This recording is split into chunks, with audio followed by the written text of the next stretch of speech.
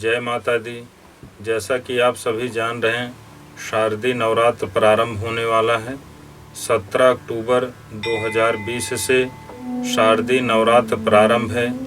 तो हम सभी राशियों के जातकों से ये बताना चाहते हैं कि हर एक राशि के लिए अलग अलग उपाय होता है, लेकिन सभी के लिए एक उपाय क्या होगा, इसके बारे में हम आप सभी को बताना चाह रहे हैं कि इस नवरात्र में हमें कैसे स्थापना करना चाहिए, कैसे पूजन करना चाहिए, कैसे व्रत का उपवास करना चाहिए।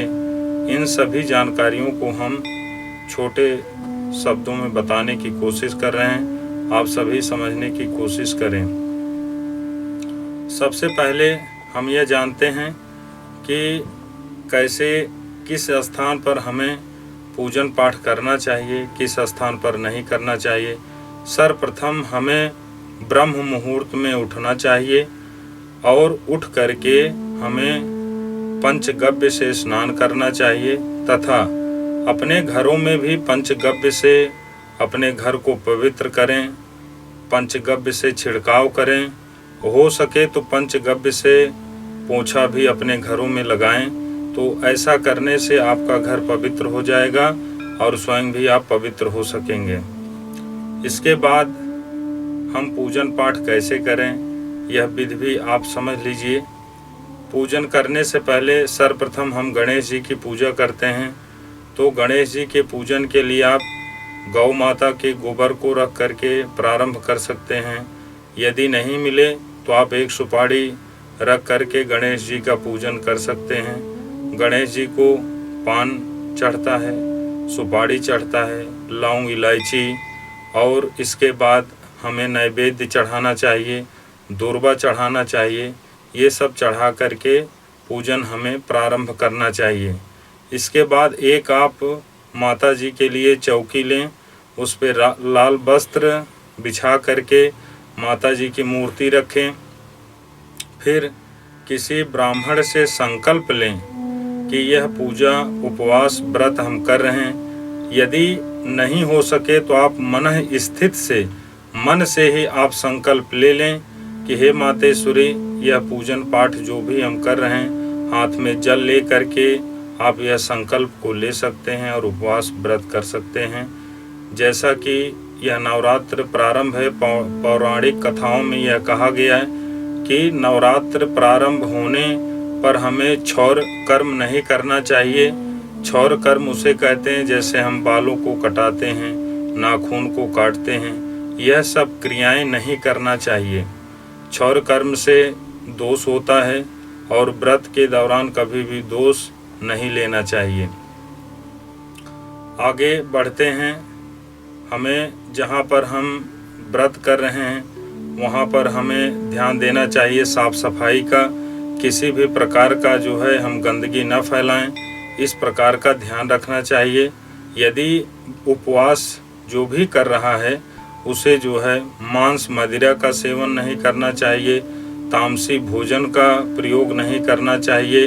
स्वल्पाहार लेकर के आप जो है कुछ फलों को, दूध को ग्रहण करते हुए यह उपवास आपको करना चाहिए।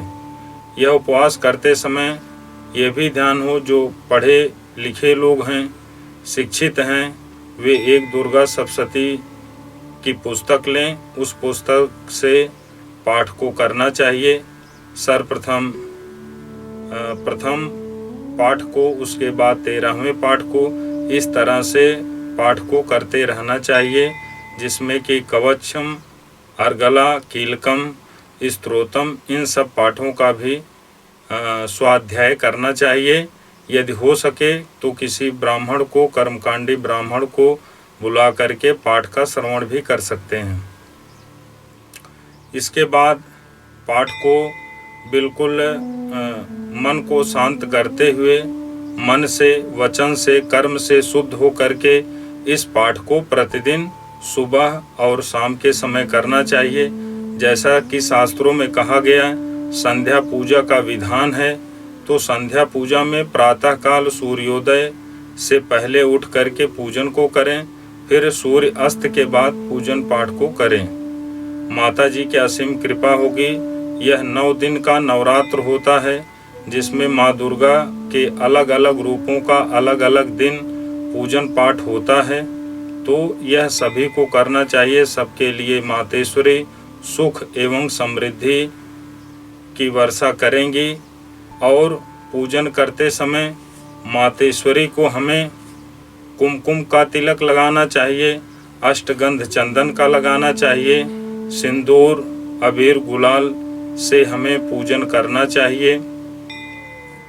इसके बाद कलश की भी स्थापना करनी चाहिए। यदि हम कलश की स्थापना के लिए किसी ब्राह्मण को नहीं प्राप्त कर सक रहे हैं तो हमें स्वयं भी कलश की स्थापना, जिसको घट स्थापना कहते हैं, करना चाहिए। सर्वप्रथम एक मिट्टी का पात्र लें।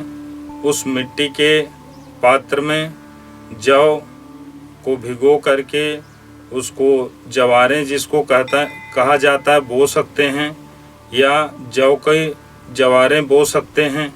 इस तरह से जैसे जैसे वह जौ वृद्धि करेगा, समृद्धि करेगा, वैसे आप सभी के जीवन में सुख एवं समृद्धि की वृद्धियां होंगी, धन की वृष्टि होगी, ज्ञान की भी वृष्टि होगी।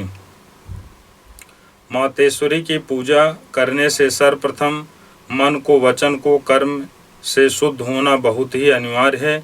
यह बहुत ही आपके लिए लाभकारी है। जब भी हम पूजन पाठ करते हैं तो उसको हमें शुद्धता के साथ करना चाहिए। उपवास के समय हम ऐसा कोई भोजन न करें जिससे कि हमारे शरीर में विकार उत्पन्न हो, कष्ट उत्पन्न हो। ऐसा करने से उसका व्रत एवं उपवास वह व्यर्थ हो जाएगा। जय माता दी।